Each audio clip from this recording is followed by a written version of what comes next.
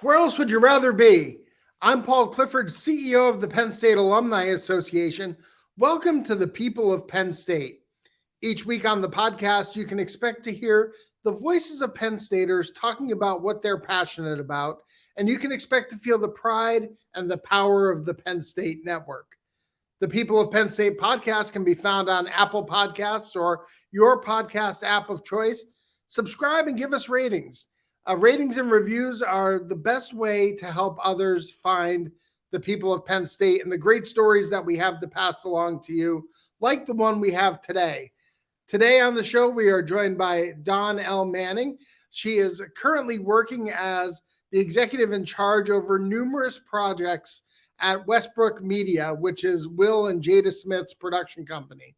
Her projects range from documentary and scripted to VR and branded content.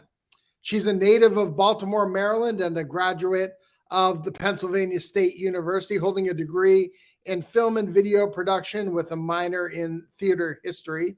She currently resides in Los Angeles. Her work includes executive in charge on the Fresh Prince of Bel-Air reunion, line producer of Showtime's three-part sports documentary series, Shut Up and Dribble, production manager on Beyoncé's visual Grammy performance in 2017, has worked in her career with on numerous commercials and music videos. She's worked with Beyonce, Fergie, Chris Brown, Lady Gaga, Madonna, Maroon 5, Coldplay, Nicki Minaj, and many, many more. Dawn believes that there is a common thread between producing any creative project and does not limit herself to one genre of production. Her experience in social media, TV, film, and everything in between is really what sets her apart in the industry. And we're excited to talk to Dawn Manning today on the People of Penn State podcast. Dawn, good morning. How are you? Good morning. I'm great. How are you? Good. It's it's a podcast, so people will listen to this in their own time, but want to give you a shout out for waking up early with us. It is 6:08 your time on the West Coast, and so we're so grateful that you're able to join us this morning on the podcast. Oh, happy to be here. Let's start right at the very beginning. You grew up in Baltimore. How did you become a Penn State Nittany Lion? My neighbor actually went to Penn State, and I would always see him. He would come, he would leave, and he would come back. And I was so curious. And my mom one day, my parents one day let me go up for, I believe it was a blue-white weekend. And I went to visit him on a blue-white weekend, and I fell in love. I was like, oh my goodness, this is what it is. Because my brothers all went local. So I only knew the local colleges. So I didn't know anything about Penn State until I went with my neighbor. So as a student here at Penn State, what were you involved in? What kept you active in the community? Oh, wow. I started out at Altoona. So I was a line ambassador at Altoona. I was on the dance team there. I taught dance a few times, like around the campus, but I was in Black Caucus. I believe that was the name back then at the Paul Robeson Center. I don't think it's there now. Is it the Hub, or everything's moved around now? But yeah, those are the groups that I was in charge of. I definitely did dance. I did Black Caucus. I did every film that you can think of. I was involved in, even side projects of film. I tutored some athletes here and there. I did a lot of sports reels. So I was kind of all over the place at Penn State. Yeah, you mentioned the Paul Robeson Center. It is still the home of the Black Caucus. They're in the Hetzel Union building right there in the Hub. And so it's a center within the Hub. Okay, yeah. The Hub is huge compared to when I was there. Exactly. It almost looks like a small shopping mall. Exactly. Yeah. So when you came to Penn State, did you have a strong vision of what you wanted to do with your career and what you wanted to study? What was your initial career goal? No, I didn't. I thought I did. I came to Penn State as a computer science, interested in computer science because my parents were computer the wave of the future, and I grew up in dance and theater, and so that was they said, no, you can't do that. You have to do something different that you don't know. College is about learning about different things. I'm like, okay, fine. So then I took all these computer classes, and I'm like, oh, this is not for me. and all these math classes and science classes. But I was still in every play and doing every production. And so then I changed my major without my parents knowing. And then I found out quickly. Found out quickly I changed my major, and it was like, no, you got to find something like more like structured. I'm like, okay. So I changed it to film, which is completely like not more structured than theater. They're about the same. Right. So I switched it to film and video production. It was a very small, pretty competitive department. They didn't accept too many people into the department.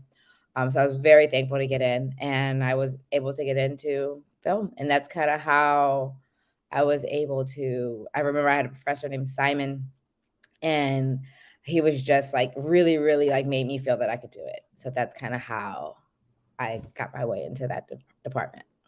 That's amazing. And little did your parents know that computers would be a big part of your future life and in the work that you ended up Exactly. doing, right, as the technology and film and production evolved. This is the People of Penn State. I'm Paul Clifford. I'm joined by Dawn Manning. She is the executive in charge of production at Westbrook Media. So take us through your career. You leave Penn State. How did you get your start in entertainment? So my junior year at Penn State, actually, I interned at Miramax in California. I got it through Penn State some kind of way. Don't know how, but it was very, very long ago.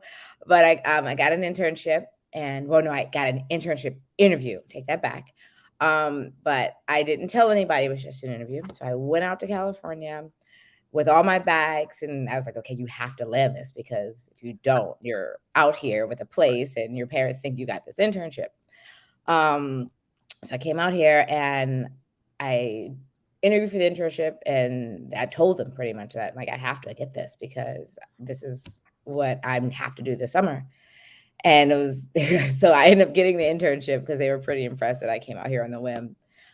So all in all, I got the internship. All of the summer of my junior year, I wrote coverage and read scripts. I worked for Eli Holtzman, he's over a lot of reality TV and things of that nature, but I wanted to be on set. And so my biggest thing was like, okay, get me out of this office. I want to be on set, but they didn't have anything for me on set. So I go back to Penn State. And I end up like getting a feel for the lay of the land while I was interning. I end up auditioning for some dance jobs to see how well I would do out here as a dancer or theater. And I realized I had a little bit of leeway with that also. So I came back, graduated. Then I was in the computer lab the computer lab, which is now, we called it a computer lab, but it was actually like the film lab. But I was in the computer lab, and a guy came in and was like, hey, I'm looking for a producer for my film. Came to Penn State. And I was like, I'll do it. Literally, that's exactly how it happened. And I ended up doing my first indie film right after graduation. Didn't really know what I was doing, but I knew enough to produce. So I jumped out of the window, completely producing right after graduation, a film in Washington, D.C. called Round One. Very, very, very indie. I was the producer. I was sound. I did craft service. I drove the car. I did everything you could think of. I did myself, director Corey Grant, and the producer. So then my projects.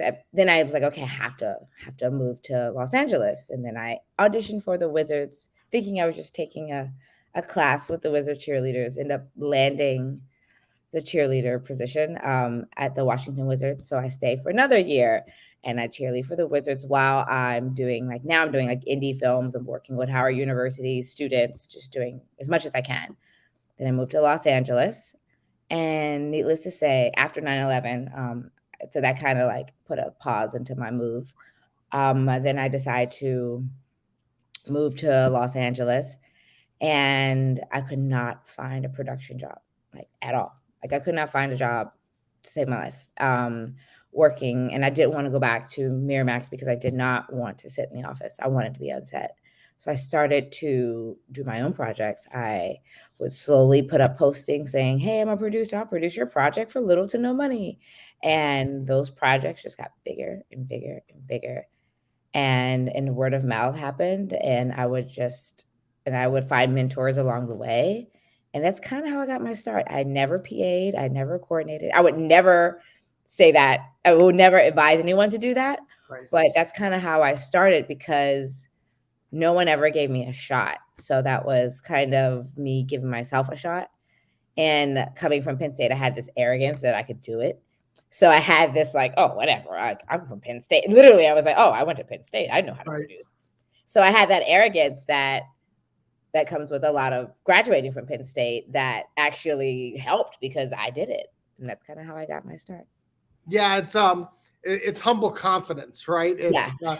I've talked about how nothing prepares you for Penn State, but Penn State prepares you for everything else that's going to come afterwards. Well, a lot of different things I want to dive into, but that seems like the quintessential story of fake it till you make it. Oh yeah. When I you fell on my moved face to LA with your bags, and I've already moved here, so this has to be my job.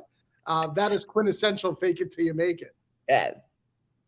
That's exactly what it was. It had to work out. And I didn't want to come back home and hear my friends. I'm like, oh, that was the big thing. Like, when are you going to be done playing in Hollywood? Or when are you going to come back home? I'm like, so there was no failing. I was like, you have to finish this because all these people that are expecting you to come back to Baltimore and fail, they're waiting for you. And I was like, I'm not.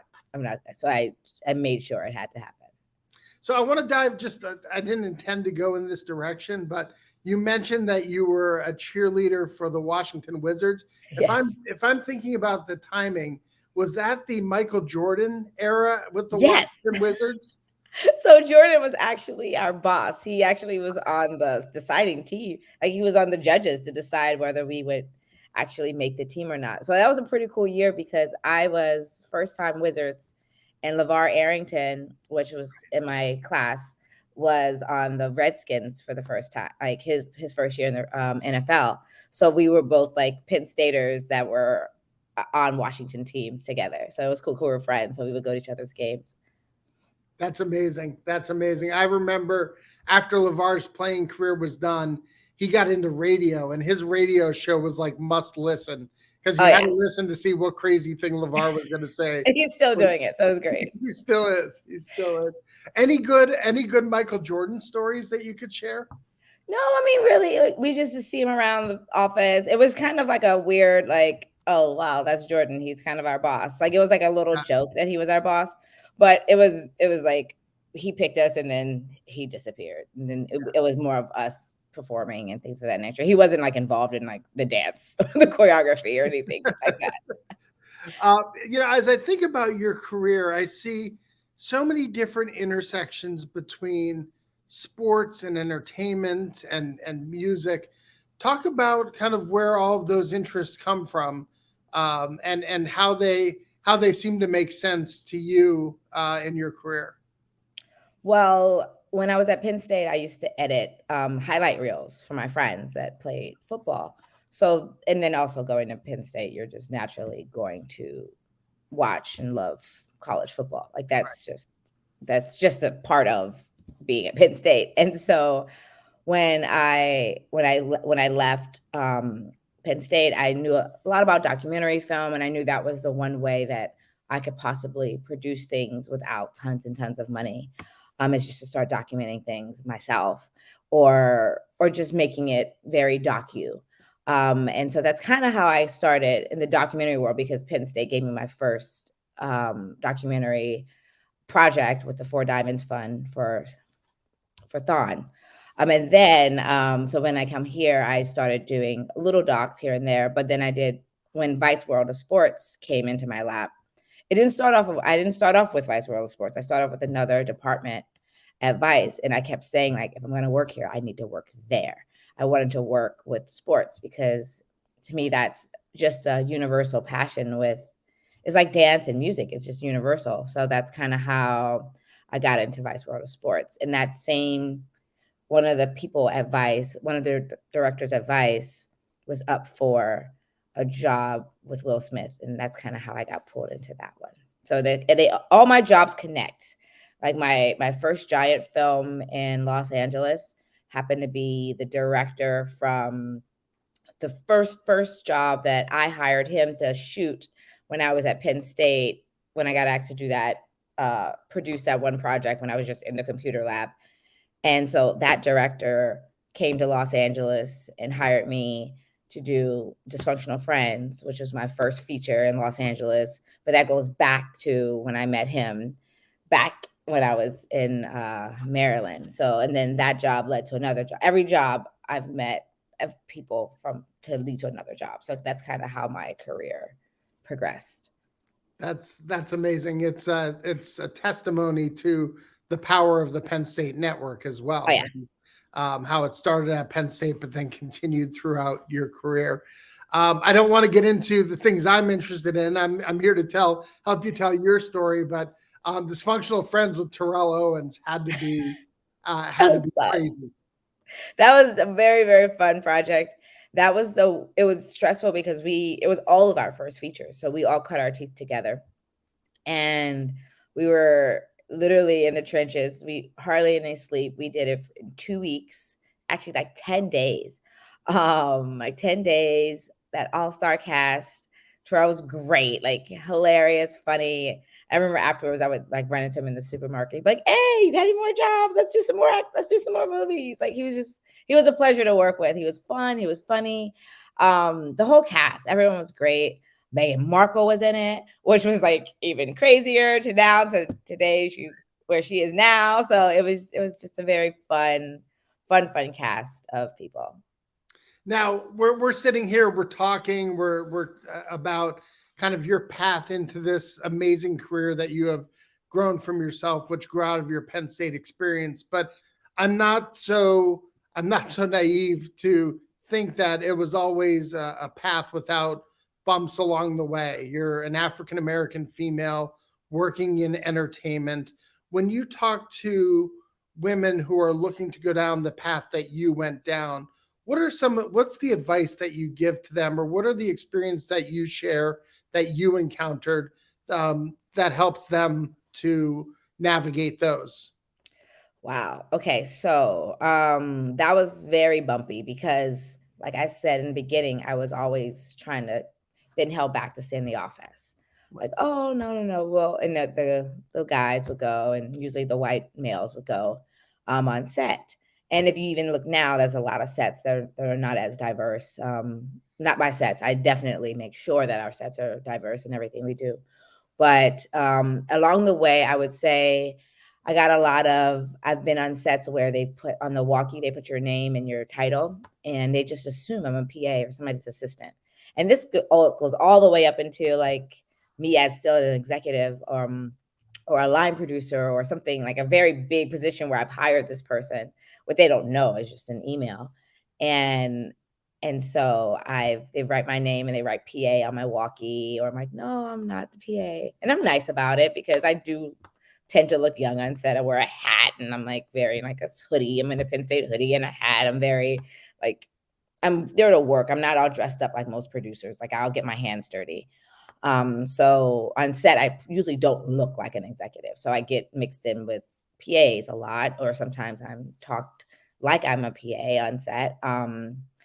And which I've definitely changed the tone of how people talk to PAs on my set because I've experienced it not being a PA.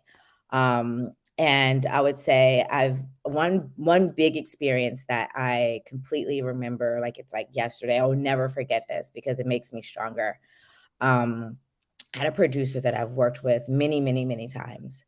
And he's like one of those frenemies, but he's a producer. And I got the job for Will and Jada and at the production company. And I was so excited. And it was a huge going from indie film. This was my first time going into like the corporate world at Westbrook. Like I've only done indie. So this is my first, like, oh, we're going to do giant movies like King Richard and, Bad Boys. And I was very used to doing very small indie films. So it was my first taste into like going big. And then he was like, well, you only got that because you're pretty, right? And I was like, wait, what? And somebody that he's seen me from struggle from indie film with no money to making my name. And the fact that he thought that was that was how I got my job. And then they needed a Black producer. And I was like, wow, that's okay. So, but I'll never forget that, because it's just, and that was somebody that I actually like respected and trusted, that they thought that that was how I got my job, because I'm a Black female and I was pretty. So after that experience, I mean, I continued, obviously I'm still working at the company, and it's just people out in Los Angeles or anywhere. They look at you and they think that, oh, well, you must have gotten it somewhere else, or you must have gotten it some other way. Like, I got a lot of like, oh, Jada's from Baltimore, you must have known her. No, I didn't know her. I didn't know her in Baltimore. I didn't know Will ahead of time. I didn't know any of them. I got the job through my talent, and I had to fight to prove that to a lot of people. Not at the company, but outside of the company. Well, I appreciate you sharing that story. I think it's important not only for you to share that story with others who are following in your footsteps, but for all of us to hear about the struggles that we might not experience, so we can better understand what other people are going through. Certainly, your talent and your Penn State background has positioned you for where you are today. Let's talk a little bit about that. What is the if you had to talk about kind of the mission and purpose of your production company, like what is it that drives Will and Jada's passion for the projects that they produce? I would say the company, we like to tell stories. We like to tell stories that people want to see. We want the stories to be diverse in nature. We want the stories not always to be about, um, I would say, not about really a struggle. Like, yes, we did Emancipation. Emancipation is is not a slave movie. It's, people says, oh, it's a slave movie. It's not a slave movie. It's a movie about a person. And it's a movie about this enslaved person, that in their journey, and it's about anyone's journey as a person. So that's where everyone can relate to things, in movies. And so that's what I love about making movies, is that I do love the art. I do love making movies with diverse backgrounds, with diverse people, because everything's not black and white. Everything is not, you're gonna read, as we can see with the Oscar win this year. Like, that was definitely not an all white movie. It wasn't an all white movie. It wasn't an all white cast. It was very diverse. It was beautiful. And so that's where as a people, and even as a production company, we love to do movies and tell stories that bring everyone together, that anybody can watch the movie and show stories like King Richard. King Richard's a perfect example of telling a story of a father that wanted the best for his daughters, and he believed in his daughters. And I've had people to this day come up to me like, oh yeah, I'm like, I call myself I'm the other King Richard, and how he looks at his son's career. And even with my daughter, I sat her down and we watched it. So I like to do projects that I can show my daughter. She's 13 and she does not want to do film, and because of the hours and all the stuff that I work. But she she sees her mom as a single black woman making movies and working with um these different people that she doesn't see as, in like, some people she sees as stars, but in her mind, the YouTubers are bigger than anybody else that I've ever worked with. Like, she's like, oh my goodness. Right. Like she's very big on the other. Like, when we did something with Jason Derulo and Charlie and Dixie D'Amelio, and she was like, Yeah. oh my gosh. Oh. So that was bigger than anything else. And like, her reaction to them was way bigger than Will or Jada, because that's her generation of. That's so funny. In our generation, right? I'm a couple years older than you, but I feel like we grew up with Will Smith, right? Yeah. He was the Fresh Prince of Bel-Air, DJ Jazzy Jeff and the Fresh Prince. I mean, and we've seen kind of the evolution of his career from rapper to actor to really a refined storyteller. I think of King Richard, I think of Pursuit of Happiness, where it's almost like he's able to kind of step into those characters. And I think he's so strong at it because he's a father himself, right? I Yes. mean, he's able to tell those stories, someone else's story, in a really authentic way because of his own experience.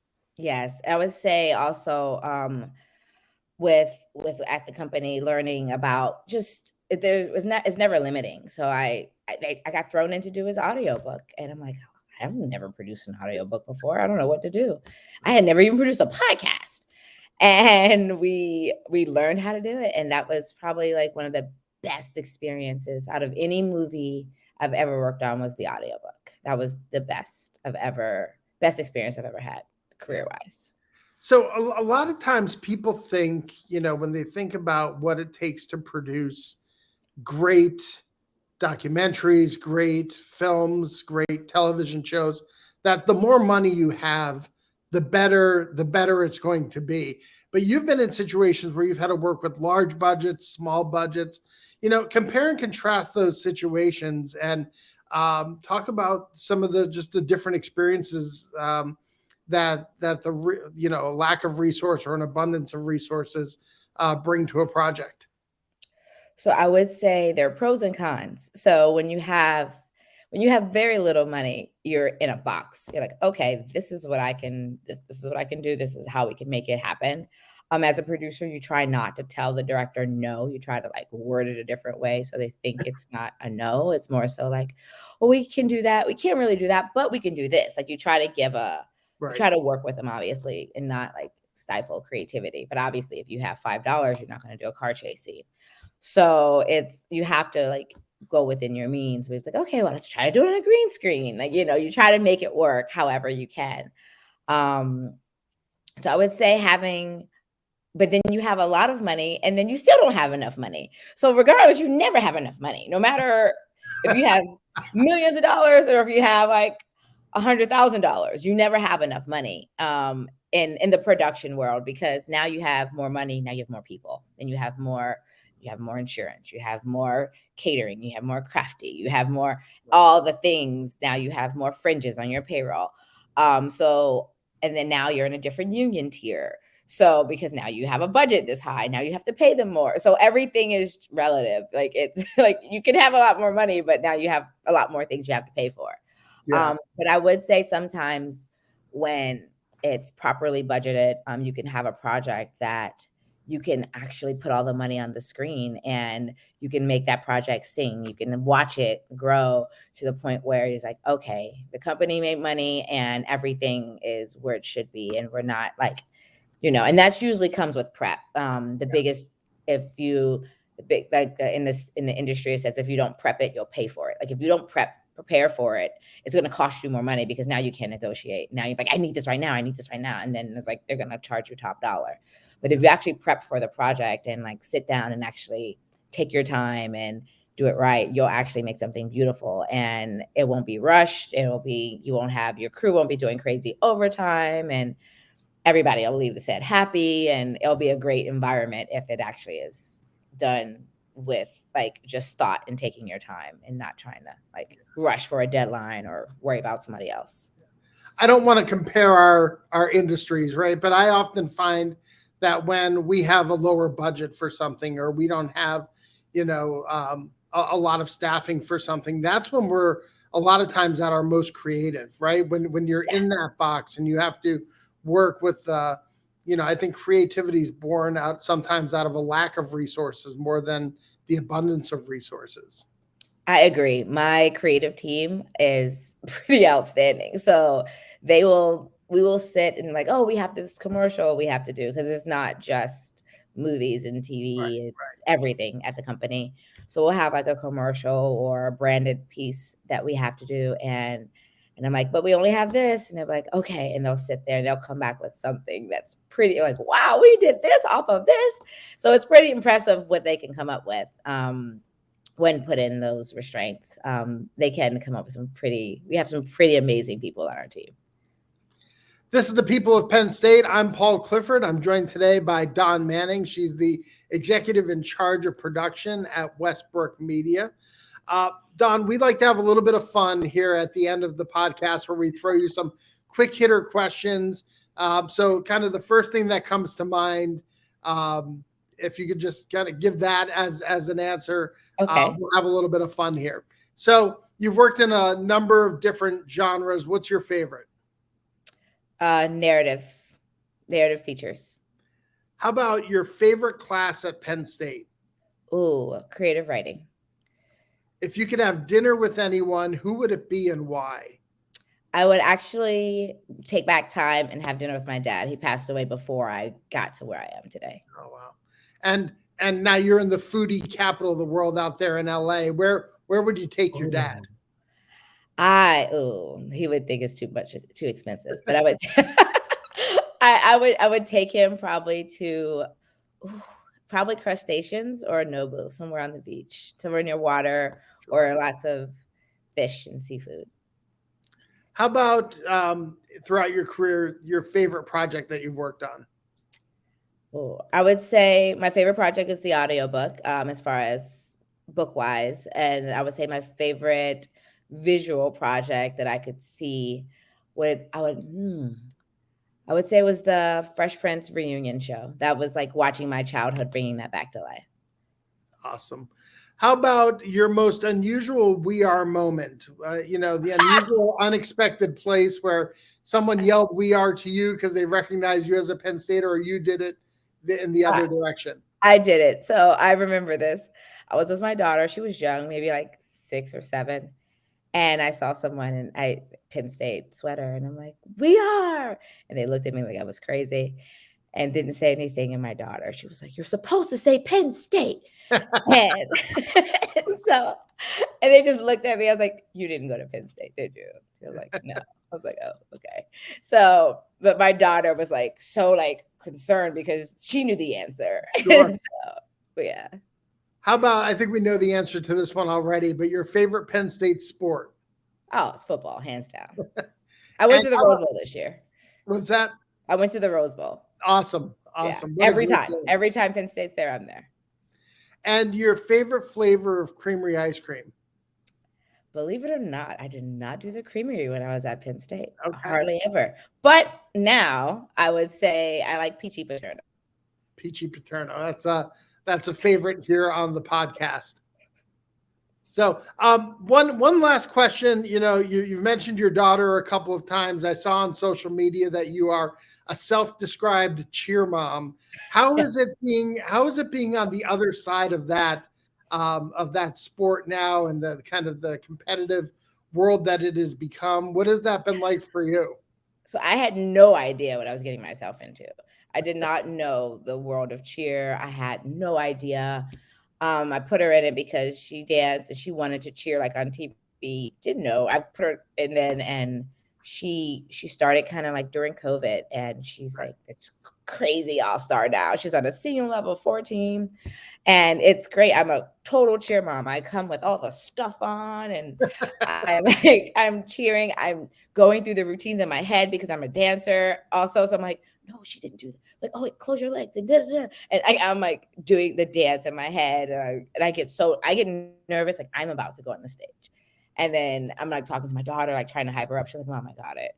And like she's like, my daughter's completely different from me. She's very like calm and even keel, and like she'll get nervous, but it's like very internal. I'm like, "Oh my goodness, we gotta do this. I have to do." And I'm talking to myself, and she's like, "Mom, be quiet. We got this." So she's she's very calm, but yeah, it's fun. It's definitely fun watching her. And then I always try to give her advice. She's like, "Mom, you weren't a cheerleader like I was a cheerleader." Yes, I know. That's so funny. Maybe we will see her as a Lionette in Beaver Stadium someday. We're working on it. We're working on it. Dawn, I want to thank you for joining us on the People of Penn State podcast. It's alumni like you who allow us to share your story with others that helps to elevate the value of everyone's Penn State degree. And so we're grateful for you sharing your story today. Oh, thanks. I'm so happy to be here. I bleed blue and white, so anything for Penn State. Awesome. Thanks again. And thanks to our producer, Vince Longaro, who behind the scenes makes everything happen here on the People of Penn State podcast. If you like this episode, I hope you'll subscribe to the People of Penn State in your favorite podcast app of choice. And while you're there, go ahead and give us a rating and drop us a review. Help us spread the word. share the podcast with your friends and with fellow Penn Staters to spread all of these great stories that we tell here on the People of Penn State. If you're a member of the Alumni Association, I want to take a chance to thank you for your support. If you're not a member, what are you waiting for? Go to our website at alumni.psu.edu, and you too can become a member of the world's largest alumni association. Thanks for listening and for all you do for the university, for the glory, and for the future. We are